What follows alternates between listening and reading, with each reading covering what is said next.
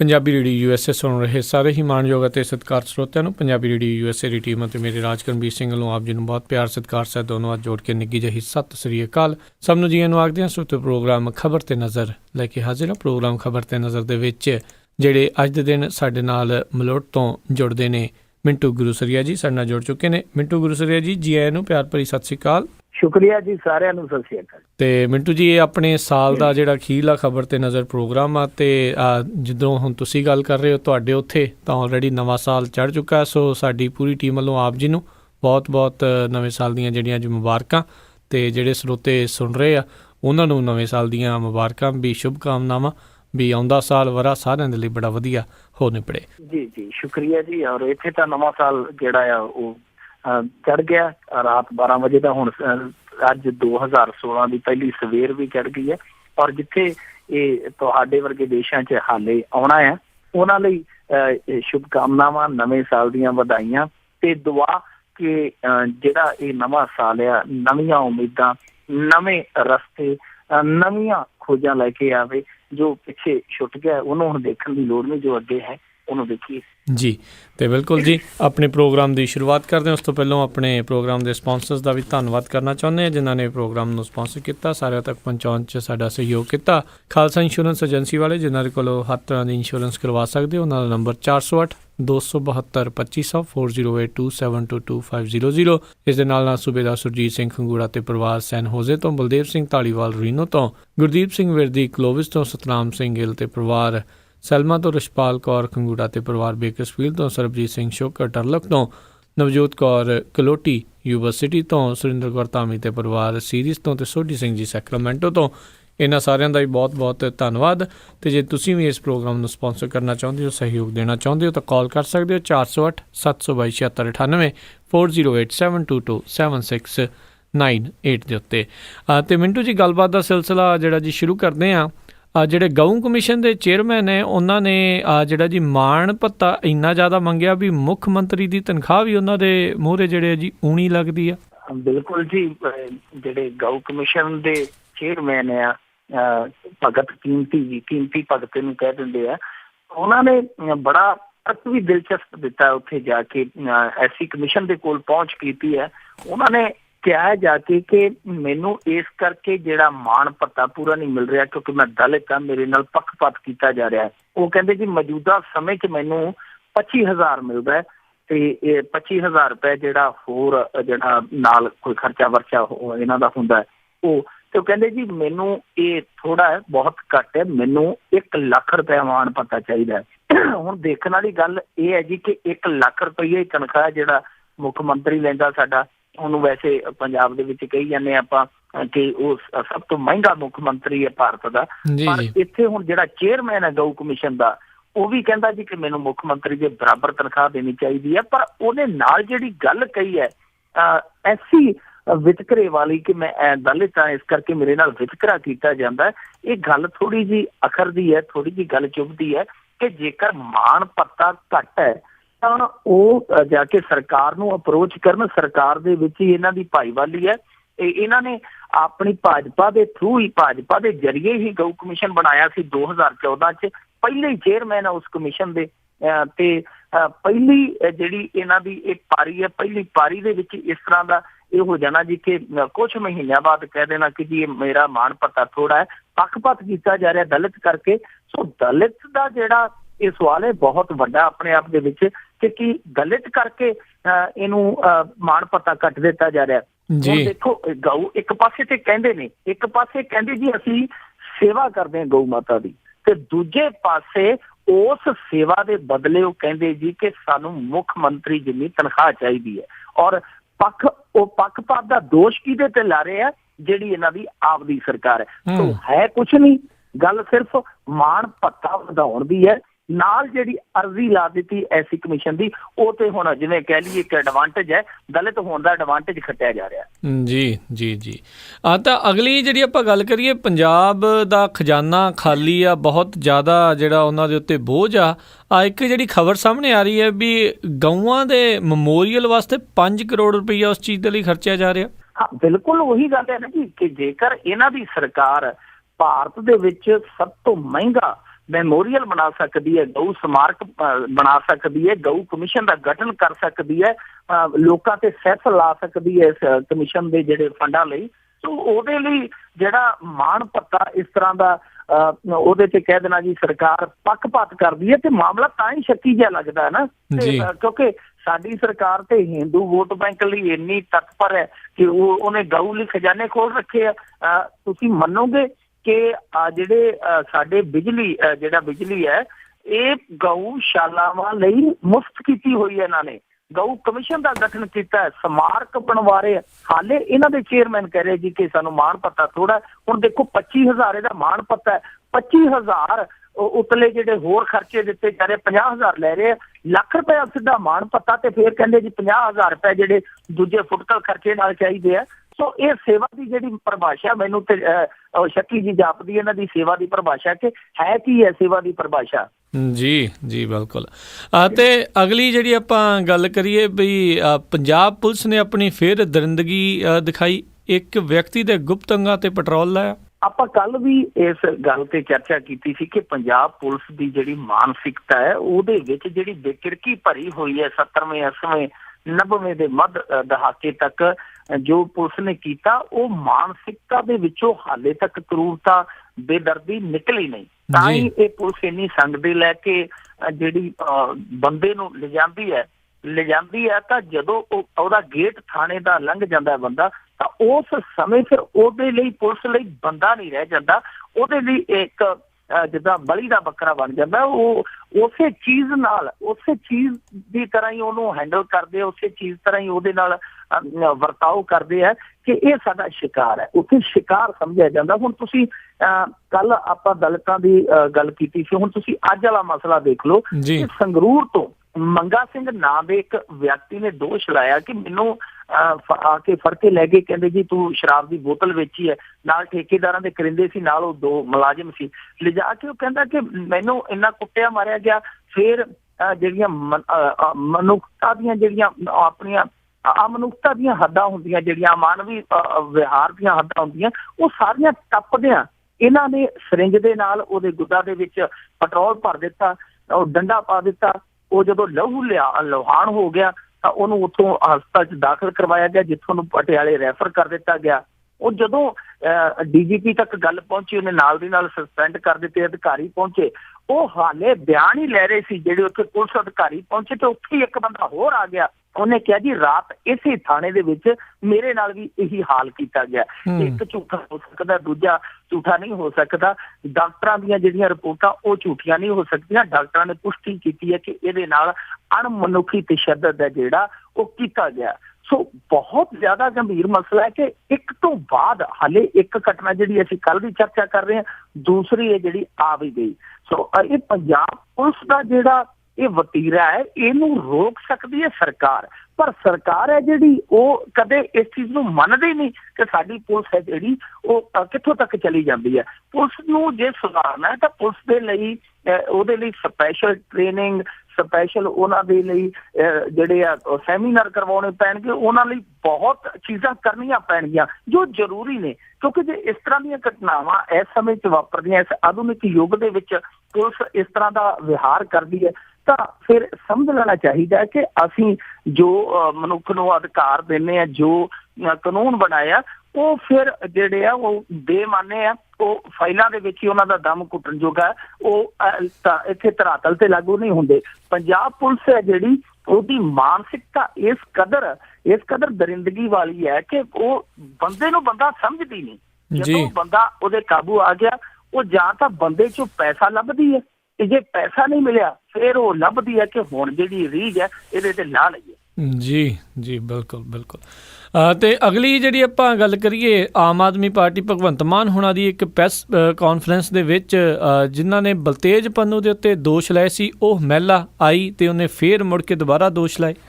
ਕੱਲ ਭਗਵੰਤ ਮਾਨ ਹੋਰਾਂ ਨੇ ਪੱਤਰਕਾਰਾਂ ਦੀ ਆਜ਼ਾਦੀ ਤੇ ਜਿਹੜੇ ਹੋ ਰਹੇ ਹਮਲੇ, ਐਮਰਜੈਂਸੀ ਜਿਹੜੀ ਇਹਨਾਂ ਨੇ ਕਿਹਾ ਕਿ ਪੱਤਰਕਾਰਾਂ ਲਈ ਇੱਕ ਐਮਰਜੈਂਸੀ ਕ੍ਰੀਏਟ ਕੀਤੀ ਜਾ ਰਹੀ ਹੈ, ਉਹਦੇ ਵਿਰੋਧ ਦੇ ਵਿੱਚ ਚੰਡੀਗੜ੍ਹ ਪ੍ਰੈਸ ਕਲੱਬ ਦੇ ਵਿੱਚ ਪ੍ਰੈਸ ਕਾਨਫਰੰਸ ਰੱਖੀ ਸੀ। ਕੰਵਰ ਸੰਧੂ ਤੇ ਬਲਤੇਜ ਪੰਨੂ ਦੇ ਮਾਮਲੇ ਤੇ ਖਾਸ ਤੌਰ ਤੇ ਉੱਥੇ ਚਰਚਾ ਹੋ ਰਹੀ ਸੀਗੀ, ਪਰ ਐਨ ਮੌਕੇ ਤੇ ਉੱਥੇ ਉਹੀ ਬੀਬੀ ਜਿਹਨੇ ਇਲਜ਼ਾਮ ਲਾਏ, ਜਿਨ੍ਹਾਂ ਦੇ ਦੋਸ਼ਾਂ ਤੇ ਬਲਤੇਜ ਪੰਨੂ ਹੋਰੀ ਅੰਦਰ ਆ, ਉਹ ਆ ਗਈ ਤੇ ਉਹ ਪ੍ਰੈਸ ਕਾਨਫਰੰਸ ਸੀ ਜਿਹੜੀ ਹਾਈਜੈਕ ਕਰ ਲਈ। ਉੱਥੋਂ ਭਗਵੰਤ ਮਾਨ ਹੋਰੀ ਮਾਮਲਾ ਦੇਖ ਕੇ ਉੱਥੋਂ ਉੱਠ ਖਲੋਤੇ, ਉੱਥੋਂ ਚਲੇ ਗਏ। ਉਹਨਾਂ ਨੇ ਕਿਹਾ ਜੀ ਰੱਖੋ, ਆਪਦੀ ਗੱਲ ਰੱਖੋ। ਤੇ ਉਸ ਬੀਬੀ ਨੇ ਫਿਰ ਜਿਹੜੀ ਆਪਦੀ ਕਹਾਣੀ ਦੁਹਰਾਈ, ਇੱਥੋਂ ਤੱਕ ਕਿਹਾ ਕਿ ਮੀਡੀਆ ਜਿਹੜਾ ਉਹ ਇੱਕ ਪਾਸੜ ਖਬਰਾਂ ਲਾ ਰਿਹਾ, ਉਹਦਾ ਪੱਖ ਨਹੀਂ ਰੱਖਿਆ ਜਾ ਰਿਹਾ, ਉਹਨੂੰ ਧਮਕੀਆਂ ਦਿੱਤੀਆਂ ਜਾ ਰਹੀਆਂ ਨੇ ਲੋਕਾਂ ਵੱਲੋਂ, ਪੰਨੂ ਦੇ ਸਮਰਥਕਾਂ ਵੱਲੋਂ, ਬਾਹਰ ਜਿਹੜੇ ਰਹਿੰਦੇ ਆ ਉਹਨਾਂ ਵੱਲੋਂ ਧਮਕੀਆਂ ਦਿੱਤੀਆਂ ਜਾ ਰਹੀਆਂ। ਹੋਰ ਕਈ ਗੱਲਾਂ ਕਹੀਆਂ ਇਸ ਬੀਬੀ ਨੇ। ਇੱਕ ਇਹ ਵੀ ਗੱਲ ਕਹੀ ਹੈ ਕਿ 2009-10 ਦੇ ਵਿੱਚ ਉਹ ਬਲਤੇਜ ਪੰਨੂ ਦੇ ਸੰਪਰਕ ਦੇ ਵਿੱਚ ਆਈ ਤਾਂ ਬਲਤੇਜ ਪੰਨੂ ਨੇ ਇਹ ਗੱਲ ਕਹੀ ਕਿ ਮੈਂ ਡਾਈਵੋਰਸੀ ਹਾਂ, ਤੁਸੀਂ ਵੀ ਡਾਈਵੋਰਸੀ ਹੋ ਤੇ ਆਪਾਂ ਦੋਨੇ ਵਿਆਹ ਕਰਵਾ ਲਈਏ। ਉਸ ਤੋਂ ਬਾਅਦ ਸਾਡਾ ਜਿਹੜਾ ਇੱਕ ਸਰੀਰਕ ਰਿਸ਼ਤਾ ਸੀਗਾ ਉਹ ਉਤਪੰਨ ਹੋਇਆ। ਤੇ ਉਹਨੇ ਇਹ ਵੀ ਦੋਸ਼ ਲਾਇਆ ਉਸ ਬੀਬੀ ਨੇ ਕਿ ਇਹਦਾ ਜਿਹੜਾ ਪਹਿਲਾ ਵਿਆਹ ਸੀਗਾ ਉਹਦੇ ਤੋਂ ਤਲਾਕ ਨਹੀਂ ਸੀ ਲਿਆ ਗਿਆ। ਉਹ ਜਿਹੜੀ ਇਹਦੀ ਪਹਿਲੀ ਪਤਨੀ ਹੈ ਉਹ ਕੋਈ ਬੁਲੰਦਪੁਰ ਪਿੰਡ ਹੈ ਨਾਨਕਸਰ ਦੇ ਨੇੜੇ, ਉੱਥੇ ਹਾਲੇ ਵੀ ਦਿਨ ਕੱਟੀਆਂ ਕਰ ਰਹੀ ਹੈ। ਹੁਣ ਸਵਾਲ ਇਹ ਪੈਦਾ ਹੁੰਦਾ, ਖੈਰ ਆਪਾਂ ਬਲਤੇਜ ਪੰਨੂ ਹੋਰਾਂ ਦੀ ਸਾਈਡ ਨਹੀਂ ਲੈ ਰਹੇ, ਆਪਾਂ ਇਸ ਚੀਜ਼ ਦਾ ਇੱਕ ਥੋੜਾ ਜਿਹਾ ਮੁਲਾਂਕਣ ਕਰਦੇ ਹਾਂ ਕਿ ਦੇਖੋ ਆਪਣਾ ਪੱਖ ਰੱਖਣ ਦਾ ਸਭ ਨੂੰ ਅਧਿਕਾਰ ਹੈ। ਬੀਬੀ ਨੇ ਆਪਦਾ ਪੱਖ ਰੱਖ ਦਿੱਤਾ, ਪਰ ਕੁਝ ਸਵਾਲ ਜ਼ਰੂਰ ਨੇ ਉਹਨਾਂ ਦੀ ਦੱਸੀ ਕਹਾਣੀ ਤੇ, ਜੋ ਉਹਨਾਂ ਨੇ ਆਪਣੀ ਜ਼ੁਬਾਨੀ ਗੱਲ ਫੇਰ ਦੱਸੀ ਹੈ ਉਹਦੇ ਤੇ ਸ਼ੰਕੇ ਸਵਾਲ ਜ਼ਰੂਰ ਨੇ ਕਿ ਦੇਖੋ ਜੇਕਰ ਤੁਸੀਂ 2009-10 ਦੇ ਵਿੱਚ ਸੰਪਰਕ 'ਚ ਆਏ ਤਾਂ ਤੁਹਾਨੂੰ ਅੱਜ ਇਹ ਪਤਾ ਲੱਗ ਗਿਆ ਕਿ ਉਹਦੇ ਵਿਆਹ ਸੀਗੇ, ਉਹਦੀ ਪਤਨੀ ਨੂੰ ਤਲਾਕ ਨਹੀਂ ਸੀ ਦਿੱਤਾ ਗਿਆ, ਸਭ ਕੁਛ ਤੁਸੀਂ ਲੱਭ ਲਿਆ ਕਿ ਉਹਦੀ ਪਤਨੀ ਕਿਹੜੇ ਪਿੰਡ ਸੀ, ਕਿੱਥੇ ਰਹਿੰਦੀ ਹੈ। ਤੇ ਜਦੋਂ ਤੁਸੀਂ ਉਹਦੇ ਨਾਲ ਤੁਰਨ ਦਾ ਫੈਸਲਾ ਕੀਤਾ ਉਦੋਂ ਤੁਸੀਂ ਕਿਉਂ ਨਹੀਂ ਵੇਖਿਆ ਕਿ ਉਹ ਵਾਕਿਆ ਡਾਈਵੋਰਸੀ ਹੈ ਜਾਂ ਉਹ ਜਿਹੜੀਆਂ ਚੀਜ਼ਾਂ ਹੈ ਉਹ ਮੇਰੇ ਅਨੁਕੂਲ ਹਨ ਕਿ ਇਹ ਰਿਸ਼ਤਾ ਜਿਹੜਾ ਮੈਂ ਬਣਾਉਣ ਜਾ ਰਹੀ ਹਾਂ। ਸੋ ਇਹ ਆਪਣੇ ਆਪ ਦੇ ਵਿੱਚ ਸਵਾਲ ਆ ਕਿ ਇਹ ਚੀਜ਼ਾਂ ਪਹਿਲਾਂ ਕਿਉਂ ਨਾ ਘੋਖੀਆਂ ਗਈਆਂ, ਤੁਰਨ ਤੋਂ ਬਾਅਦ ਇਹ ਚੀਜ਼ਾਂ ਕਿਉਂ ਹੁਣ ਦੱਸੀਆਂ ਜਾ ਰਹੀਆਂ। ਦੂਜੀ ਗੱਲ ਇਹ ਹੈ ਜੀ ਕਿ ਜਿਹੜੀ ਧਮਕੀਆਂ ਵਾਲੀ ਗੱਲ ਹੈ ਕਿ ਜੇਕਰ ਤੁਸੀਂ ਬਲਤੇਜ ਪੰਨੂ ਤੇ ਮਾਮਲਾ ਦਰਜ ਕਰਵਾ ਸਕਦੇ ਹੋ, ਜੇਕਰ ਤੁਹਾਨੂੰ ਧਮਕੀਆਂ ਮਿਲੀਆਂ ਤੇ ਫਿਰ ਤੁਸੀਂ ਧਮਕੀਆਂ ਦਾ ਕੇਸ ਰਜਿਸਟਰਡ ਕਿਉਂ ਨਹੀਂ ਕਰਵਾਇਆ? ਜਿਹਨੇ ਤੁਹਾਨੂੰ ਧਮਕੀ ਦਿੱਤੀ ਹੈ ਫਿਰ ਤੁਸੀਂ ਉਹਦੇ ਖਿਲਾਫ ਵੀ ਕਾਰਵਾਈ ਕਰਦੇ। ਪਰ ਮੈਨੂੰ ਇਹ ਲੱਗਦਾ ਜੀ ਕਿ ਬਲਤੇਜ ਪੰਨੂ ਹੋਰਾਂ ਦੀ ਜ਼ਮਾਨਤ ਹੈ ਜਿਹੜੀ ਫਾਈਲ ਹੋਣ ਜਾ ਰਹੀ ਸੀ, ਸ਼ਾਇਦ ਉਸ ਜ਼ਮਾਨਤ ਦਾ ਵਿਰੋਧ ਤਾਕਤਵਰ ਕਰਨ ਲਈ ਇਹ ਧਮਕੀਆਂ ਵਾਲਾ ਨਾਲ ਜੋੜ ਦਿੱਤਾ ਜਾਵੇਗਾ ਕਿ ਇਹ ਬਲਤੇਜ ਪੰਨੂ ਦੇ ਸਮਰਥਕ ਤੋਂ ਪਹਿਲਾਂ ਹੀ ਧਮਕੀਆਂ ਦੇ ਰਹੇ, ਜੇ ਬਲਤੇਜ ਪੰਨੂ ਬਾਹਰ ਆ ਗਿਆ ਤੇ ਜਿਹੜਾ ਪੀੜਤ ਹੈ ਉਹਨੂੰ ਪ੍ਰਭਾਵਿਤ ਕਰੇਗਾ। ਸੋ ਇਸ ਕਰਕੇ ਹੀ ਸ਼ਾਇਦ ਇਹ ਤਾਣਾ ਬਾਣਾ ਬੁਣਿਆ ਗਿਆ। ਪਰ ਬੀਬੀ ਨੇ ਇੱਕ ਹੋਰ ਬੜੀ ਵੱਡੀ ਗੱਲ ਕਹੀ, ਉਹਨੇ ਕਿਹਾ ਕਿ ਪ੍ਰੈਸ ਕਾਨਫਰੰਸ ਦਾ ਪਤਾ ਮੈਨੂੰ ਪਟਿਆਲੇ ਦੇ ਇੱਕ ਪੱਤਰਕਾਰ ਨੇ ਦੱਸਿਆ ਕਿ ਫਲਾਣੀ ਥਾਂ ਤੇ ਹੋ ਰਹੀ ਹੈ, ਉੱਥੇ ਪਹੁੰਚ ਜਾ। ਜੀ ਜੀ ਜੀ ਤੇ ਅਗਲੀ ਜਿਹੜੀ ਗੱਲ ਕਰੀਏ, ਪੰਜਾਬ ਸਰਕਾਰ ਜਿਹੜੀ ਆ ਬਿੱਲ ਭਰਨ ਤੋਂ ਵੀ ਇਨਕਾਰੀ ਹੋ ਰਹੀ ਆ ਜੀ। ਇਹਨਾਂ ਨੇ ਕੁਝ ਸਮਾਂ ਪਹਿਲਾਂ ਸਰਕਾਰੀ ਸਕੂਲਾਂ ਦੇ ਵਿੱਚ ਇੰਟਰਨੈਟ ਕਨੈਕਸ਼ਨ ਲਗਾਏ, ਜਿਹੜੇ ਉੱਥੇ ਕੰਪਿਊਟਰ ਦੀ ਸਿੱਖਿਆ ਵਾਸਤੇ ਕੰਪਿਊਟਰ ਲਾਏ ਗਏ, ਉਹਨਾਂ ਲਈ ਇੰਟਰਨੈਟ ਕਨੈਕਸ਼ਨ ਦਿੱਤੇ ਗਏ ਸੀ। ਕੁਝ ਸਮੇਂ ਤੱਕ ਇਹਨਾਂ ਨੇ ਬਿੱਲ ਜਿਹੜੇ ਪੇ ਕੀਤੇ, ਬਿੱਲ ਭਰੇ ਪੰਜਾਬ ਸਰਕਾਰ ਨੇ, ਪਰ ਹੁਣ ਇਹਨਾਂ ਨੇ ਹੱਥ ਖੜੇ ਕਰ ਦਿੱਤੇ। ਮਾਸਟਰਾਂ ਨੂੰ ਕਹਿ ਦਿੱਤਾ ਕਿ ਭਾਈ ਆਪ ਦੀ ਤੁਸੀਂ ਜਿਵੇਂ ਕਹਿ ਦਿੰਦੇ ਹੁੰਦੇ ਆ ਨਾ ਕਿ ਬੱਸਾਂ 'ਚ ਲਿਖਿਆ ਹੁੰਦਾ ਸਵਾਰੀ ਆਪਦੇ ਸਮਾਨ ਦੀ ਆਪ ਜ਼ਿੰਮੇਵਾਰ ਹੈ, ਤੇ ਹੁਣ ਤੁਸੀਂ ਆਪਦੇ ਸਮਾਨ ਦੇ ਆਪ ਜ਼ਿੰਮੇਵਾਰ ਹੋ। ਤੁਸੀਂ ਬਿੱਲ ਆਪੇ ਭਰੋ, ਜਿੱਥੋਂ ਮਰਜ਼ੀ ਕਰੋ, ਜੋੜ ਤੋੜ ਕਰੋ। ਹਾਲਾਂਕਿ ਇੱਕ ਜਿਹੜਾ ਫੰਡ ਹੁੰਦਾ ਵਿਦਿਆਰਥੀਆਂ ਦੇ ਕੋਲੋਂ ਲਿਆ ਜਾਂਦਾ ਸਾਲ ਦੇ ਵਿੱਚ, ਉਹ ਮੈਨੂੰ ਲੱਗਦਾ ਕਿ 200 ਤੋਂ 300 ਰੁਪਏ ਸਾਲਾਨਾ ਉਹਨੂੰ ਅਮਲ ਗੈਮੇਟਡ ਕਹਿੰਦੇ ਆ ਫੰਡ, ਉਹ ਲੈਂਦੇ ਹੁੰਦੇ ਆ। ਤੇ ਉਹਨਾਂ ਨੇ ਕਿਹਾ ਕਿ ਉਸੇ ਫੰਡ ਦੇ ਵਿੱਚੋਂ ਹੀ ਫਿਰ ਤੁਸੀਂ ਆਪਦੇ ਬਿੱਲ ਤਾਰੋ। ਆਪਣੇ ਆਪ ਦੇ ਵਿੱਚ ਇੱਕ ਬੜੀ ਹਾਸੋਹੀਣੀ ਦੀ ਗੱਲ ਹੈ ਜੀ ਕਿ ਪੰਜਾਬ ਸਰਕਾਰ ਹੈ ਜਿਹੜੀ ਉਹ ਸਰਕਾਰੀ ਸਕੂਲਾਂ ਦੇ ਬਿੱਲ ਵੀ ਨਹੀਂ ਭਰ ਸਕਦੀ। ਕਈ ਸਕੂਲ ਪੰਜਾਬ 'ਚ ਇਸ ਤਰ੍ਹਾਂ ਦੇ ਜਿਨ੍ਹਾਂ ਦੇ ਬਿਜਲੀ ਕਨੈਕਸ਼ਨ ਵੀ ਕੱਟੇ ਹੋਏ ਆ, ਜਿਨ੍ਹਾਂ ਦੇ ਵਿੱਚ ਪਾਣੀ ਦੇ ਕਨੈਕਸ਼ਨ ਵੀ ਨਹੀਂ, ਇਸੇ ਕਰਕੇ ਕਿ ਬਿੱਲ ਹੈ ਜਿਹੜੇ ਉਹ ਜੁੜ ਗਏ। ਹੁਣ ਇਹ ਜਿਹੜਾ ਨਵਾਂ ਬਿੱਲ ਹੈ ਮਾਸਟਰਾਂ ਦੇ ਕੋਲੇ ਚਲਾ ਗਿਆ ਕਿ ਨਵਾਂ ਬਿੱਲ ਉਹਨਾਂ ਦੇ ਪੱਲੇ ਪੈ ਗਿਆ, ਪੇਟੇ ਪੈ ਗਿਆ। ਪਹਿਲਾਂ ਤਾਂ ਮਿਡ ਡੇ ਮੀਲ ਜਿਹੜੀ ਹੈ ਉਹ ਮਾਸਟਰਾਂ ਨੂੰ ਵਕਤ ਪਾਈ ਫਿਰਦੀ ਹੈ। ਜਦੋਂ ਇਹ ਪੈਸਾ ਨਹੀਂ ਭੇਜਦੇ ਤੇ ਮਾਸਟਰ ਹੈ ਜਿਹੜੇ, ਕਿਉਂਕਿ ਉਹ ਮਿਡ ਡੇ ਮੀਲ ਦੇਣੀ ਜ਼ਰੂਰੀ ਹੁੰਦੀ ਹੈ, ਉਹ ਦੁਕਾਨਾਂ ਤੇ ਜਾ ਕੇ ਮੰਤਰਲਾ ਕਰਦੇ ਕਿ ਸਾਨੂੰ ਉਧਾਰ ਸਮਾਨ ਚੁਕਾਓ। ਹੁਣ ਉਹਨਾਂ ਨੂੰ ਇਹ ਬਿੱਲ ਦਾ ਫਿਕਰ ਪਾ ਦਿੱਤਾ ਗਿਆ ਅਤੇ ਇਹ ਮਸਲਾ ਇਸ ਕਰਕੇ ਉਤਪੰਨ ਹੋਇਆ ਕਿ ਕੇਂਦਰ ਨੇ ਜਿਹੜਾ ਫੰਡ ਦੇਣਾ ਬੰਦ ਕਰ ਦਿੱਤਾ ਪੰਜਾਬ ਨੂੰ, ਜੋ ਅੱਗੇ ਇਹਨਾਂ ਚੀਜ਼ਾਂ ਵਾਸਤੇ, ਇਸ ਸਾਰੇ ਕੰਮ ਵਾਸਤੇ ਆਉਂਦਾ ਸੀਗਾ ਫੰਡ, ਕੇਂਦਰ ਨੇ ਬੰਦ ਕਰ ਦਿੱਤਾ। ਉਹ ਜਿਹੜੇ ਟਰੱਕ ਆਉਣੇ ਸੀਗੇ ਨੋਟਾਂ ਵਾਲੇ ਟਰੱਕ ਤੇ ਕੀ ਆਉਣੇ ਸੀ, ਜਿਹੜੇ ਮਾੜੇ ਮੋਟੇ ਪਹਿਲਾਂ ਕੋਈ ਰਕਸ਼ੇ ਜਾਂ ਟੈਂਪੂ ਲੱਦ ਕੇ ਭੇਜਦੇ ਸੀ, ਉਹਨਾਂ ਨੇ ਉਹ ਵੀ ਕੱਟ ਕਰ ਦਿੱਤੇ। ਹੁਣ ਇਹ ਵੇਖਣਾ ਹੋਏਗਾ ਕਿ ਮਾਸਟਰਾਂ ਤੇ ਜਿਹੜਾ ਬੋਝ ਪਿਆ ਹੈ ਉਹ ਬੋਝ ਝੱਲਿਆ ਜਾਂਦਾ ਸਕੂਲਾਂ ਤੋਂ ਕਿ ਨਹੀਂ, ਤੇ ਕੀ ਪਤਾ ਕਿ ਇਹ ਜਿਹੜੇ ਕੰਪਿਊਟਰ ਹੈ ਮੁੜ ਕੇ ਸ਼ੋਪੀਸ ਹੀ ਬਣ ਕੇ ਰਹਿ ਜਾਣ, ਵਿੱਚ ਇੰਟਰਨੈਟ ਚੱਲੇ ਹੀ ਨਾ। ਜੇ ਕਿਉਂਕਿ ਮਿਡ ਡੇ ਮੀਲ ਦਾ ਵੀ ਇਹੀ ਹਾਲ ਹੋਇਆ, ਸਰਕਾਰ ਨੇ ਯੋਜਨਾ ਲਾਗੂ ਕਰ ਦਿੱਤੀ, ਬਾਅਦ 'ਚ ਚਲਾਈ ਹੈ ਨਹੀਂ, ਤੇ ਉਹ ਯੋਜਨਾ ਅੱਜ ਪੰਜਾਬ ਦੇ ਵਿੱਚ ਜਿਹੜੀ ਦਮ ਤੋੜਦੀ ਨਜ਼ਰ ਆਉਂਦੀ ਹੈ। ਦੂਸਰੀ ਗੱਲ, ਹੁਣ ਇਹਨਾਂ ਨੇ ਕਹਿ ਦਿੱਤਾ ਜੀ ਵਿਦਿਆਰਥੀਆਂ ਕੋਲ ਜਿਹੜਾ ਫੰਡ ਲੈਂਦੇ ਜੇ ਉਹਦੇ 'ਚ ਭਰੋ। ਵਿਦਿਆਰਥੀ ਹੈ ਜਿਹੜੇ ਉਹ ਪਹਿਲਾਂ ਹੀ ਉਹਨਾਂ ਘਰਾਂ 'ਚੋਂ ਆਉਂਦੇ ਸਰਕਾਰੀ ਸਕੂਲਾਂ 'ਚ ਜਿਨ੍ਹਾਂ ਘਰਾਂ 'ਚ ਰੋਟੀ ਮਸਾਂ ਪੱਕਦੀ ਹੈ। ਮਾਸਟਰ ਕੀ ਕਰਨਗੇ? ਮਾਸਟਰ ਜਿਹੜੇ ਆ ਇਹ ਬਿੱਲ ਉਹਨਾਂ ਵਿਦਿਆਰਥੀਆਂ ਦੀ ਜੇਬ 'ਚੋਂ ਕਢਾਉਣਗੇ, ਹੋਰ ਫੰਡ ਲਾ ਦੇਣਗੇ। ਬੋਝ ਜਿਹੜਾ ਅੰਤ 'ਚ ਉਹ ਗਰੀਬ ਤੇ ਹੀ ਪੈਣਾ। ਪਰ ਪੰਜਾਬ ਸਰਕਾਰ ਦੇਖੋ, ਵਰਦੀਆਂ ਲਈ ਇਹਨਾਂ ਨੇ ਪਿਛਲੇ ਮਹੀਨੇ ਜਾਰੀ ਕੀਤਾ ਸੀ ਪੈਸਾ, ਤੇ 100 ਰੁਪਈਆ ਪਰ ਵਿਦਿਆਰਥੀ ਲਈ ਕਿ ਉਹਦੇ 'ਚ ਤੁਸੀਂ ਟੋਪੀ ਖਰੀਦੋ, ਉਹਦੇ 'ਚ ਜਰਸੀ ਖਰੀਦੋ, ਉਹਦੇ 'ਚ ਬੂਟ, ਉਹਦੇ 'ਚ ਜਰਾਬ। 100 ਰੁਪਈਆ ਜਿਹੜਾ ਉਹ ਵੀ ਇਹਨਾਂ ਨੇ ਆਪਣੇ ਕੋਲੋਂ ਨਹੀਂ ਸੀ, ਜਿਹੜਾ ਕੇਂਦਰ ਨੇ ਭੇਜਿਆ ਚੌਥਾ ਹਿੱਸਾ ਉਹ ਹੀ ਦਿੱਤਾ ਸੀਗਾ। ਸੋ ਸਰਕਾਰੀ ਸਕੂਲਾਂ ਵੱਲ ਇੰਝ ਕਹਿ ਲਈਏ ਕਿ ਪੰਜਾਬ ਸਰਕਾਰ ਜਿਹੜੀ ਕੰਡ ਕਰਕੇ ਖਲੋ ਗਈ ਹੈ ਕਿ ਜੋ ਮਰਜ਼ੀ ਹੋਈ ਜਾਵੇ, ਸਾਨੂੰ ਇਸ ਚੀਜ਼ ਨਾਲ ਕੋਈ ਲੈਣਾ ਦੇਣਾ। ਬਿਲਕੁਲ ਜੀ, ਨਵੀਆਂ ਯੂਨੀਵਰਸਿਟੀਆਂ ਆਪਾਂ ਬਣਾਈ ਜਾਣੀਆਂ, ਉਹਨਾਂ ਕੋਲ ਲੈ ਕੇ ਪੈਸੇ। ਸੋ ਸਰਕਾਰੀ ਸਕੂਲਾਂ ਬਾਰੇ ਤਾਂ ਬਾਕੀ ਕੁਛ ਨਹੀਂ ਸੋਚਣਾ। ਅਗਲੀ ਜਿਹੜੀ ਆਪਾਂ ਗੱਲ ਕਰੀਏ, ਸੁਖਬੀਰ ਬਾਦਲ ਬੋਲੇ ਵੀ ਪਿਛਲੀ ਵਾਰੀ ਮਨਪ੍ਰੀਤ ਬਾਦਲ ਦੀ ਗੁੱਡੀ ਨੇ ਉਹਨਾਂ ਦੀ ਗੁੱਡੀ ਚੜ੍ਹਾਤੀ, ਇਸ ਵਾਰ ਟੋਪੀਆਂ ਵਾਲੇ ਕਰਾਉਣਗੇ ਮੌਜਾਂ। ਹਾਂ ਬਿਲਕੁਲ ਜੀ, ਸੁਖਬੀਰ ਸਿੰਘ ਬਾਦਲ ਹੋਰੀ ਕਹਿੰਦੇ ਕਿ ਪਿਛਲੀ ਵਾਰੀ ਮਨਪ੍ਰੀਤ ਮਿਹਰ ਕਰ ਗਿਆ ਸੀ ਤੇ ਐਤਕੀ ਟੋਪੀਆਂ ਵਾਲੇ ਕਰ ਜਾਣਗੇ, ਸਾਡੇ ਬੇੜੇ ਫੇਰ ਕਰ ਜਾਣਗੇ। ਹੁਣ ਇਹ ਦੇਖਣਾ ਹੋਏਗਾ ਜੀ ਕਿ ਇਸ ਵਾਰ ਮਿਹਰ ਹੁੰਦੀ ਹੈ ਕਿ ਇਸ ਵਾਰ ਜਿਹੜਾ ਕੁਛ ਹੋਰ ਹੁੰਦਾ। ਪਰ ਇੱਕ ਗੱਲ ਜ਼ਰੂਰ ਹੈ ਕਿ ਸੁਖਬੀਰ ਸਿੰਘ ਬਾਦਲ ਪੂਰੇ ਜਾਹੋ ਜਲਾਲ ਦੇ ਵਿੱਚ ਹੈ, ਕਿਉਂਕਿ ਮਾਝੀ ਕਾਨਫਰੰਸ ਦੀਆਂ ਤਿਆਰੀਆਂ 'ਚ ਨੇ। ਉਹ ਕੱਲ ਮੁਕਤਸਰ ਹੀ ਉਹਨਾਂ ਨੇ ਇਹ ਬਿਆਨ ਦਿੱਤਾ ਤੇ ਜਿੱਥੇ ਕਾਂਗਰਸ ਨੇ 18 ਕਿੱਲਿਆਂ ਦਾ ਪੰਡਾਲ ਲਿਆ, ਆਮ ਆਦਮੀ ਪਾਰਟੀ ਨੇ 15 ਕਿੱਲਿਆਂ ਦਾ ਪੰਡਾਲ ਲਿਆ, ਉੱਥੇ ਕੱਲ ਸੁਖਬੀਰ ਸਿੰਘ ਬਾਦਲ ਨੇ 75 ਕਿੱਲਿਆਂ ਦਾ ਪੰਡਾਲ ਲਿਆ। ਉਹਨਾਂ ਨੇ ਕਿਹਾ ਕਿ ਆਮ ਆਦਮੀ ਪਾਰਟੀ ਜਿਹੜੀ ਦਾਅਵਾ ਕਰਦੀ ਪਈ ਹੈ ਕਿ 5 ਲੱਖ ਅਸੀਂ ਆਪਣਾ ਇੱਥੇ ਵਰਕਰ ਇਕੱਠਾ ਕਰਾਂਗੇ, ਉਹਨਾਂ ਨੇ ਕਿਹਾ ਕਿ ਭਾਵੇਂ ਪੂਰੇ ਦੇਸ਼ ਦੇ ਵਿੱਚੋਂ ਵਰਕਰ ਸੱਦ ਲਓ, ਪਰ 5 ਲੱਖ ਵਾਲਾ ਟੀਚਾ ਪੂਰਾ ਨਹੀਂ ਜੇ ਹੋਣਾ, ਤੁਹਾਨੂੰ ਅਸੀਂ ਕਰਕੇ ਦਿਖਾਵਾਂਗੇ ਕਿ ਇਕੱਠ ਕਿਵੇਂ ਹੁੰਦਾ। ਉੱਥੇ ਹੀ ਇਹਨਾਂ ਨੇ ਇਹ ਗੱਲ ਕਹੀ ਕਿ ਪਿਛਲੀ ਵਾਰੀ ਮਨਪ੍ਰੀਤ ਮਿਹਰ ਕਰ ਗਿਆ ਸੀ, ਐਤਕੀ ਜਿਹੜਾ ਆਮ ਆਦਮੀ ਪਾਰਟੀ ਵਾਲੇ ਟੋਪੀਆਂ ਵਾਲੇ ਕਰ ਜਾਣਗੇ ਜੀ। ਪਰ ਸਵਾਲ ਇਹ ਪੈਦਾ ਹੁੰਦਾ ਹੈ ਕਿ ਇਹ ਕਹਿੰਦੇ ਜੀ ਕਿ ਅਸੀਂ ਤੇ ਵਿਕਾਸ ਹੀ ਬੜਾ ਕੀਤਾ, ਅਸੀਂ ਤੇ ਪੰਜਾਬ ਨੂੰ ਹੈ ਜਿਹੜਾ ਉਹ ਇੱਕ ਭਾਰਤ ਦਾ ਸਵਰਗ ਬਣਾ ਦਿੱਤਾ, ਅਸੀਂ ਕਿਸਾਨ ਹਿਤੈਸ਼ੀ, ਅਸੀਂ ਸਭ ਕੁਛ ਜਿਹੜਾ ਸਾਰੇ ਵਰਗਾਂ ਤਬਕਾਂ ਨੂੰ ਤਾਰ ਕੇ ਰੱਖ ਦਿੱਤਾ, ਤਾਰਨਹਾਰ ਬਣ ਕੇ ਆਏ ਆ ਪੰਜਾਬ ਦੇ ਵਿੱਚ। ਫਿਰ ਸਵਾਲ ਇਹ ਪੈਦਾ ਹੁੰਦਾ ਹੈ ਕਿ ਜੇ ਸਭ ਕੁਛ ਕੀਤਾ ਇਸ ਸਰਕਾਰ ਨੇ ਤੇ ਫਿਰ ਸਰਕਾਰ ਮਿਹਰ ਦੀ ਮੁਹਤਾਜ ਕਿਉਂ ਹੈ? ਆਪਣੇ ਵਿਕਾਸ ਦੇ ਆਧਾਰ ਤੇ ਕਾਮਯਾਬੀ ਦਾ ਦਾਅਵਾ ਕਿਉਂ ਨਹੀਂ ਕਰਦੀ? ਇਹ ਤੇ ਮਿਹਰ ਤੇ ਆਸ ਰੱਖੀ ਬੈਠੀ ਹੈ ਕਿ ਪਿਛਲੀ ਵਾਰੀ ਮਨਪ੍ਰੀਤ ਕਰ ਗਿਆ ਸੀ, ਐਤਕੀ ਜਿਹੜਾ ਆਮ ਆਦਮੀ ਪਾਰਟੀ ਕਰ ਜਾਵੇ। ਇਹਦਾ ਮਤਲਬ ਕੀਤੇ ਕੰਮਾਂ ਤੇ ਭਰੋਸਾ ਨਹੀਂ, ਭਰੋਸਾ ਵਿਰੋਧੀ ਦੀ ਮਿਹਰ ਤੇ ਹੈ। ਜੀ ਬਿਲਕੁਲ ਜੀ, ਇੱਥੋਂ ਸਾਫ਼ ਸਪਸ਼ਟ ਹੀ ਪਤਾ ਲੱਗਦਾ ਆ ਵੀ ਆਪਾਂ ਕੁਛ ਨਹੀਂ ਕਰਨਾ, ਬਸ ਇਸੇ ਤਰੀਕੇ ਨਾਲ ਕੰਮ ਚਲਾਈ ਜਾਣਾ।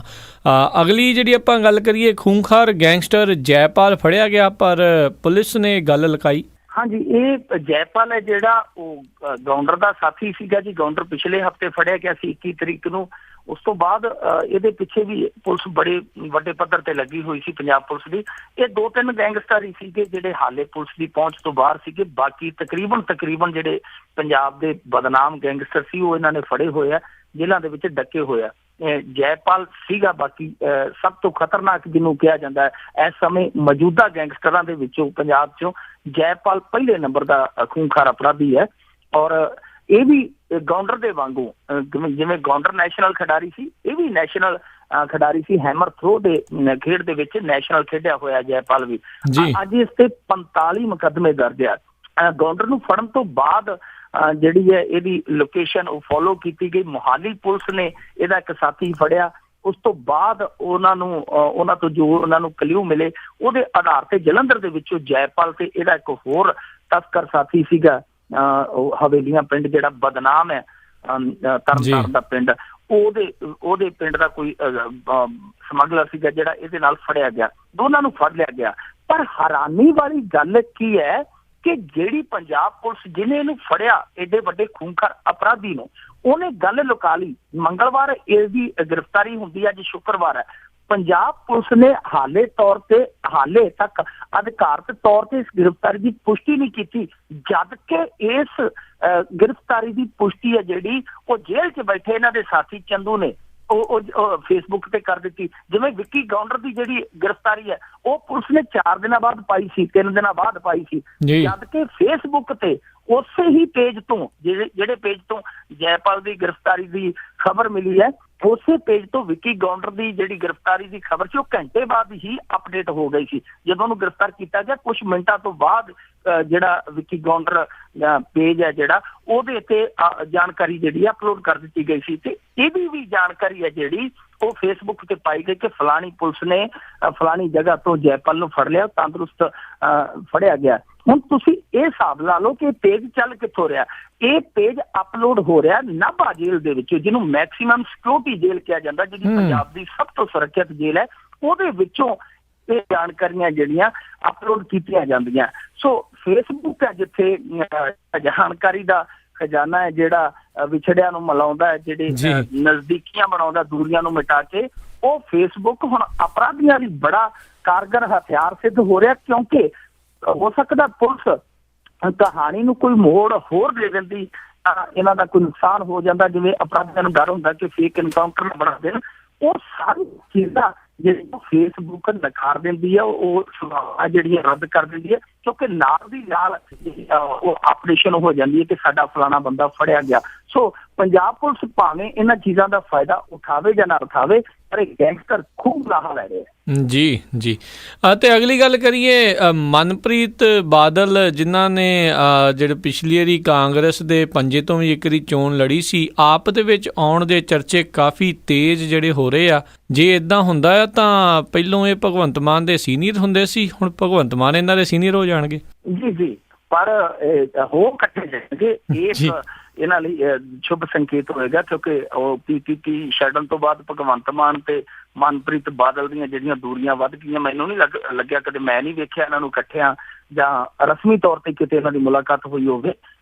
ਖੈਰ, ਪਰ ਮਨਪ੍ਰੀਤ ਬਾਦਲ ਬਾਰੇ ਆ 2-3 ਦਿਨ ਤੋਂ ਬੜੀਆਂ ਖਬਰਾਂ ਜਿਹੜੀਆਂ ਨੇ ਸੁਣਨ ਨੂੰ ਮਿਲ ਰਹੀਆਂ ਨੇ। ਲੋਕ ਕੁਝ ਕਹਿ ਰਹੇ ਕਿ ਕੇਜਰੀਵਾਲ ਦੇ ਟੱਚ 'ਚ ਆ ਮਨਪ੍ਰੀਤ ਬਾਦਲ। ਇੱਥੇ ਪਿਛਲੀ ਵਾਰ ਵੀ ਜਿਹੜੀ ਸੰਭਾਵਨਾ ਉਜਾਗਰ ਹੋਈ ਸੀਗੀ, ਉਦੋਂ ਇਹਦਾ ਵਿਰੋਧ ਕੀਤਾ ਗਿਆ ਸੀ ਮਨਪ੍ਰੀਤ ਬਾਦਲ ਦਾ PPP ਦੇ ਆਮ ਆਦਮੀ ਪਾਰਟੀ ਦੇ ਵਿੱਚੋਂ ਹੀ ਕੁਝ ਲੀਡਰਾਂ ਵੱਲੋਂ ਕਿ PPP ਦੇ ਜਿਹੜੇ ਇਹ ਸੁਪਰੀਮੋ ਆ ਇਹ ਨਹੀਂ ਆਉਣੇ ਚਾਹੀਦੇ। ਸੋ ਉਦੋਂ ਗੱਲ ਜਿਹੜੀ ਬਣੀ ਨਹੀਂ ਸੀ, ਪਰ ਹੁਣ ਜਿਹੜਾ ਜਿਵੇਂ ਕਹਿੰਦੇ ਹੁੰਦੇ ਆ ਕਿ ਮੌਕਾ ਵੀ ਹੈ ਦਸਤੂਰ ਵੀ ਹੈ, ਹੁਣ ਫਿਰ ਉਹ ਜਿਹੜੀ ਟੁੱਟੀ ਗੰਢਣ ਦੀ ਕੋਸ਼ਿਸ਼ ਕੀਤੀ ਜਾ ਰਹੀ ਹੈ। ਮਨਪ੍ਰੀਤ ਬਾਦਲ ਹੈ ਜਿਹੜੇ ਉਹ ਸੰਪਰਕ 'ਚ ਅਰਵਿੰਦ ਕੇਜਰੀਵਾਲ ਦੇ ਦੱਸੇ ਜਾ ਰਹੇ ਆ, ਤੇ ਚਰਚੇ ਕਿਆਫੇ ਇਹੀ ਹੈ ਕਿ ਜਦੋਂ 14 ਜਨਵਰੀ ਨੂੰ ਅਰਵਿੰਦ ਕੇਜਰੀਵਾਲ ਆਏਗਾ ਤਾਂ ਹੋ ਸਕਦਾ ਹੈ ਕਿ ਇਹ ਵੱਡਾ ਧਮਾਕਾ ਹੋ ਜਾਵੇ, ਕਿਉਂਕਿ ਜਿਹੜੇ ਉਹਨਾਂ ਦੇ ਇਸ਼ਾਰੇ ਨੇ, ਗੁੱਝੇ ਇਸ਼ਾਰੇ ਨੇ ਆਮ ਆਦਮੀ ਪਾਰਟੀ ਵਾਲਿਆਂ ਦੇ, ਉਹ ਇਹ ਕਹਿੰਦੇ ਆ ਕਿ ਕੁਛ ਨਾ ਕੁਛ ਕੇਜਰੀਵਾਲ ਵੱਡਾ ਕਰਕੇ ਜਾਏਗਾ।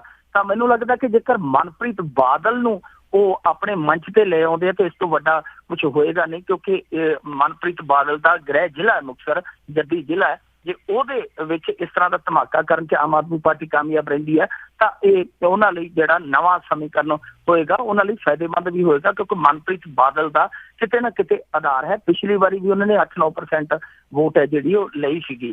ਸੋ ਆਮ ਆਦਮੀ ਪਾਰਟੀ ਦੀਆਂ ਜਿਹੜੀਆਂ ਉਹ ਸੰਭਾਵਨਾ ਦਿਨੋਂ ਦਿਨ ਪ੍ਰਬਲ ਹੁੰਦੀਆਂ ਜਾਂਦੀਆਂ, ਔਰ ਜਿਹੜਾ ਜੋੜ ਤੋੜ ਚੱਲਿਆ। ਸੋ ਦੂਜੇ ਪਾਸੇ ਜੇ ਦੇਖੀਏ ਤਾਂ ਹੁਣ ਇਹ ਵੀ ਡਰ ਲੱਗਦਾ ਹੈ ਕਿ ਮਨਪ੍ਰੀਤ ਬਾਦਲ ਵੀ ਆ ਗਿਆ, ਸੁਖਪਾਲ ਸਿੰਘ ਖਹਿਰਾ ਵੀ ਆ ਗਿਆ, ਰਾਜਲਾ ਵੀ ਆ ਗਿਆ, ਕੱਲ ਕੁਲਦੀਪ ਸਿੰਘ ਸੀਗੇ ਜਿਹੜੇ ਕਾਂਗਰਸ ਦੇ ਬੁੱਧੀਜੀਵ ਸੈੱਲ ਦੇ ਚੇਅਰਮੈਨ, ਉਹ ਵੀ ਆ ਗਏ। ਸੋ ਜਿਹੜੇ ਵੱਖ-ਵੱਖ ਧੜਿਆਂ 'ਚੋਂ ਇਹ ਆਗੂ, ਵੱਡੇ ਆਗੂ ਆ ਰਹੇ ਆ, ਕਿ ਇਹ ਨਾ ਹੋਵੇ ਕਿ ਐਨ ਮੌਕੇ ਤੇ ਈਗੋ ਕਲੈਸ਼, ਜਿਹੜੀ ਵੱਡੇ ਲੀਡਰਾਂ ਦੀ ਈਗੋ ਜਾਂ ਜਿਹੜੀ ਆਪਾਂ ਕਹਿ ਦਿੰਦੇ ਕਿ ਆਪੋ ਆਪਣੇ ਹਿੱਤ, ਕਿਤੇ ਇਹ ਕਲੈਸ਼ ਨਾ ਹੋ ਜਾਣ ਕਿ ਮੰਚ ਤੇ ਆ ਕੇ ਫਿਰ ਮੰਚ ਜਿਹੜੀ ਉਹ ਤੇਜ਼ੀ ਨਾਲ ਹੋ ਰਹੀ ਹੈ, ਬੜੀ ਤੇਜ਼ੀ ਨਾਲ ਅਫਵਾਹਾਂ ਫੈਲ ਰਹੀਆਂ।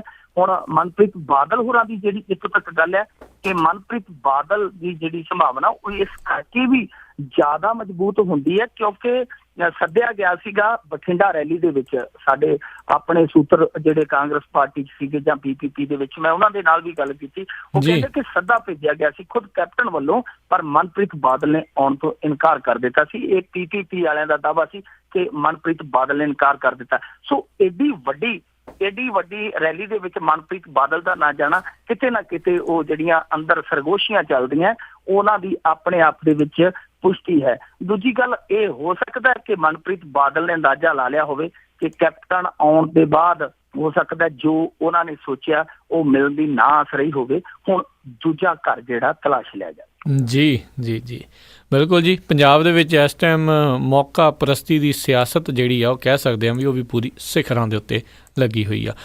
ਤੇ ਅਗਲੀ ਜਿਹੜੀ ਆਪਾਂ ਗੱਲ ਕਰੀਏ, ਸਰਕਾਰ ਨੇ ਤਰੱਕੀ ਨਹੀਂ ਦਿੱਤੀ ਇੱਕ IAS ਅਫਸਰ ਨੂੰ, ਅਧਿਕਾਰੀ ਨੂੰ, ਤਾਂ ਉਹਨੇ ਧਰਮ ਹੀ ਬਦਲ ਲਿਆ। ਇਹ ਹੁਣ ਉਹ ਜਿਵੇਂ ਉਹ ਭਗਤ ਕੀਮਤੀ ਆਪਾਂ ਉਹ ਜਿਹੜੇ ਚੇਅਰਮੈਨ ਦੀ ਗੱਲ ਕੀਤੀ ਸੀ, ਜਿਵੇਂ ਉਹਨਾਂ ਨੇ ਪੱਖਪਾਤ ਵਾਲਾ ਦੋਸ਼ ਲਾਇਆ, ਉਹੀ ਦੋਸ਼ ਇੱਕ ਅਧਿਕਾਰੀ ਨੇ ਲਾਇਆ। ਪਰ ਹੁਣ ਉਹ ਗਊ ਕਮਿਸ਼ਨ ਦੇ ਚੇਅਰਮੈਨ ਤੇ ਇੱਕ ਬਹੁਤ ਵੱਡੇ ਰਾਜਸਥਾਨ ਦੇ ਬਹੁਤ ਵੱਡੇ ਅਹੁਦੇ ਤੇ ਬੈਠੇ ਸੀਗੇ ਅਧਿਕਾਰੀ, ਜਿਨ੍ਹਾਂ ਦਾ ਨਾਂ ਹੈ ਇਹਨਾਂ ਦਾ ਸਲੋਦੀਆ ਨਾਂ ਹੈ, ਸ਼ਾਇਦ ਉਮਰਾਓ ਸਲੋਦੀਆ। ਉਹ ਇਸ ਕਰਕੇ ਧਰਮ ਤਬਦੀਲੀ ਕਰਕੇ, ਕਿਉਂਕਿ ਉਹਨਾਂ ਨੂੰ ਲੱਗਿਆ ਕਿ ਮੇਰੇ ਤੋਂ ਜੂਨੀਅਰ ਸੀ ਜਿਹੜੇ, ਉਹਨਾਂ ਨੂੰ ਤਰੱਕੀ ਦੇ ਦਿੱਤੀ ਗਈ, ਪਰ ਮੈਨੂੰ ਅਣਗੌਲਿਆ ਕਰ ਦਿੱਤਾ ਗਿਆ ਕਿਉਂਕਿ ਮੈਂ ਦਲਿਤ ਸੀਗਾ। ਇਹ ਰਾਜਸਥਾਨ ਸੜਕ ਆਵਾਜਾਈ ਨਿਗਮ ਦੇ ਚੇਅਰਮੈਨ ਸੀ, ਭਾਰਤੀ ਪ੍ਰਸ਼ਾਸਨਿਕ ਸੇਵਾ ਜਿਹੜੀ ਹੈ ਉਹਦੇ ਅਧਿਕਾਰੀ ਸੀਗੇ, ਉੱਚ ਅਧਿਕਾਰੀ ਸੀ।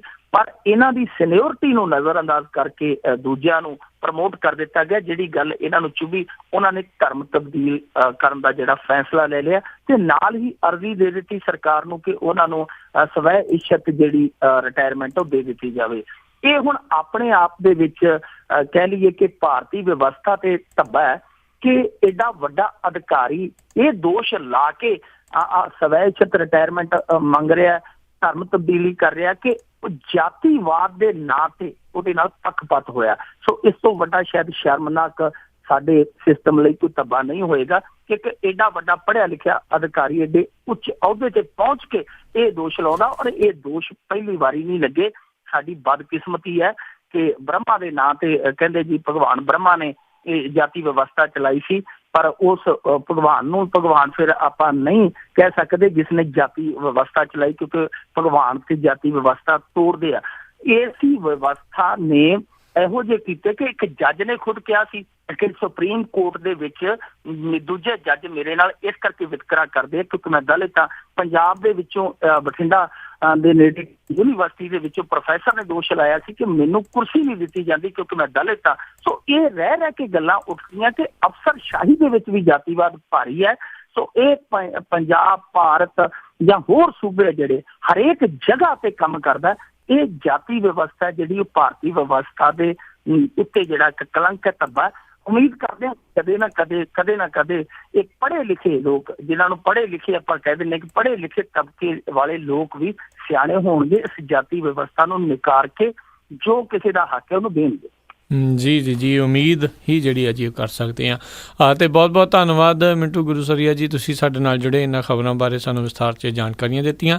ਅਗਲੇ ਬੁਲੇਟਿਨ ਤੱਕ ਲਈ ਤੁਹਾਡਾ ਬਹੁਤ ਬਹੁਤ ਧੰਨਵਾਦ, ਮਿਹਰਬਾਨੀ, ਸਤਿ ਸ਼੍ਰੀ ਅਕਾਲ। ਸ਼ੁਕਰੀਆ। ਅਤੇ ਸੋ ਤੋਂ ਇੱਥੇ ਹੀ ਸਾਡਾ ਅੱਜ ਦਾ ਇਹ ਪ੍ਰੋਗਰਾਮ ਖਬਰ 'ਤੇ ਨਜ਼ਰ ਆ ਉਹ ਹੁਣ ਸਮਾਪਤੀ ਦੇ ਵੱਲ ਆ। ਆਪਾਂ ਗੱਲਬਾਤ ਕਰ ਰਹੇ ਸੀ ਮਿੰਟੂ ਗੁਰੂਸਰੀਆ ਜੀ ਦੇ ਨਾਲ, ਜੋ ਕਿ ਬਲਤੇਜ ਪੰਨੂ ਹੁਣਾਂ ਦੀ ਗੈਰ ਹਾਜ਼ਰੀ ਦੇ ਵਿੱਚ ਸਾਡੇ ਨਾਲ ਖਬਰ 'ਤੇ ਨਜ਼ਰ ਪ੍ਰੋਗਰਾਮ ਦੇ ਵਿੱਚ ਜੁੜਦੇ ਨੇ। ਅਤੇ ਹੁਣ ਤੁਹਾਡੇ ਲਈ ਪੇਸ਼ ਕਰਦੇ ਹਾਂ ਅੱਜਨਾਮਾ ਤੀਸ ਮਾਰਖਾ ਹੁਣਾਂ ਦਾ ਲਿਖਿਆ ਹੋਇਆ। ਪਹਿਲਾਂ ਪੋਹ ਦੇ ਵਿੱਚ ਸੀ ਸੀਤ ਪੈਂਦੀ, ਮਗਰੋਂ ਮਾਘ ਸੀ ਮਾਰਦਾ ਮਾਰਮੀਆਂ, ਫੱਗਣ ਚੜ੍ਹਦਿਆਂ ਠੰਡ ਕੁਝ ਘੱਟ ਜਾਂਦੀ, ਲੱਗਦੀ ਕਣਕ ਸੀ ਹੋਣ ਤਿਆਰ ਮੀਆਂ, ਸਿੱਟੇ ਦੁੱਧ ਦੇ ਨਾਲ ਸੀ ਭਰਨ ਲੱਗਦੇ, ਹੁੰਦੀ ਖੇਤ ਦੇ ਵਿੱਚ ਗੁਲਜ਼ਾਰ ਮੀਆਂ, ਮੌਸਮ ਐਤਕੀ ਦਿੰਦਾ ਬਈ ਦਗਾ ਜਾਪੇ, ਬਿਨਾਂ ਠੰਡ ਗਿਆ ਰੁੱਤ ਗੁਜ਼ਾਰ ਮੀਆਂ। ਇਹੋ ਹਾਲ ਹੈ ਜੇ ਰਿਹਾ ਤਾਂ ਕਣਕ ਦਾ ਵੀ, ਹੋਣਾ ਖਾਸਾ ਨਹੀਂ ਜਾਪਦਾ ਝਾੜ ਮੀਆਂ, ਹਾਲਤ ਹੋਊ ਕਿਸਾਨਾਂ ਦੀ ਹੋਰ ਪਤਲੀ, ਔਖਾ ਜੀਣ ਦਾ ਕਰਨ ਜੁਗਾੜ ਮੀਆਂ। ਤੇ ਸਰੋਤੋ ਇਹ ਸੀਗਾ ਅੱਜਨਾਮਾ। ਤੇ ਹੁਣ ਮੈਨੂੰ ਰਾਜਕਨਵੀਰ ਸਿੰਘ ਨੂੰ ਵੀ ਇਜਾਜ਼ਤ ਦਿਓ। ਮੇਰੇ ਵੱਲੋਂ ਵੀ ਆਪ ਸਭ ਨੂੰ ਬਹੁਤ ਪਿਆਰ ਸਤਿਕਾਰ ਸਹਿਤ ਦੋਨੋਂ ਅੱਜ ਜੋੜ ਕੇ ਨਿੱਘੀ ਜਿਹੀ ਸਤਿ ਸ੍ਰੀ ਅਕਾਲ। ਜਿਉਂਦੇ ਵਾਸਤੇ ਰਹੋ, ਹੱਸਦੇ ਖੇਲਦੇ ਰਹੋ, ਸੁਣਦੇ ਰਹੋ ਪੰਜਾਬੀ ਰੇਡੀਓ USA।